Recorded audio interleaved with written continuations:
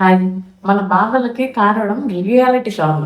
మనం రియాలిటీ గురించి సృష్టించుకున్న illusions, expectations, doubts, మన స్టాండ్ పాయింట్స్. మన జీవితంలో మనకి ఎక్కువగా బాధపెట్టేది రియాలిటీ కాదు. ప్రతి ఒక్క దానికి ఒక రియాలిటీ అనేది ఉంటది. మీరు ఏదైనా చూసే దాంట్లో లేకపోతే నేర్చుకునే దాంట్లో ఆ రియాలిటీని చూడగలిగే ప్రయత్నం చేయాలి. ఎందుకంటే ప్రతి ఒక్కరు ఒకటేలాగా ఆలోచించరు. ఎవరి ఆలోచన వాళ్ళవి, ఎవరి స్టాండ్ పాయింట్స్ వాళ్ళవి. ఇప్పుడు ఒక విషయాన్ని నేను ఒకలాగా చూస్తున్నాను అంటే ఇంకొకరు ఇంకొకలాగా చూస్తారు.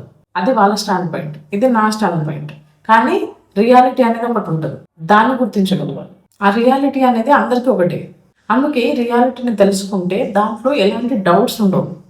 ఎప్పుడైతే రియాలిటీని చూడగలుగుతామో అప్పుడు ప్రాక్టికల్‌గా జీవించడం మొదలుపెట్టి ఇల్యూషన్ నుంచి బయటకొస్తాం. రియాలిటీ అంటే ఏంటి? రియాలిటీ అంటే జరిగినది అని అర్థం. కానీ మనం దానికిచ్చే అర్థం రియాలిటీ కాదు. ఫర్ ఎగ్జాంపుల్, ఎవరో రిప్లై ఇవ్వలేదు మనం టెక్స్ట్ చేసినప్పుడు. అది నిజం.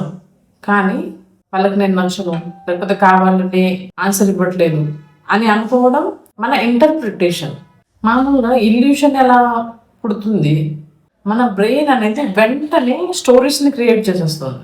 నన్ను ఇగ్నోర్ చేస్తారు, నన్ను అందరూ జడ్జ్ చేస్తున్నారు, నేను పనికి రాను. అంటే రియాలిటీ ఒకటే కానీ పర్స్పెక్టివ్ మారుతుంది. ఎక్స్‌పెక్టేషన్స్ ఎట్లా ఉంటాయి మామూలుగా? అందరూ నన్ను అర్థం చేసుకోవాలి, నా లైఫ్ ఇలా ఉండాలి. ఇలాంటి ఎక్స్‌పెక్టేషన్స్ రియాలిటీని యాక్సెప్ట్ చేయనివ్వవు. Interest versus reality. నాకు ఈ పని ఇంట్రెస్ట్, కానీ రియాలిటీలో ఇప్పుడు ఫ్యామిలీ రెస్పాన్సిబిలిటీస్ ఉన్నాయి.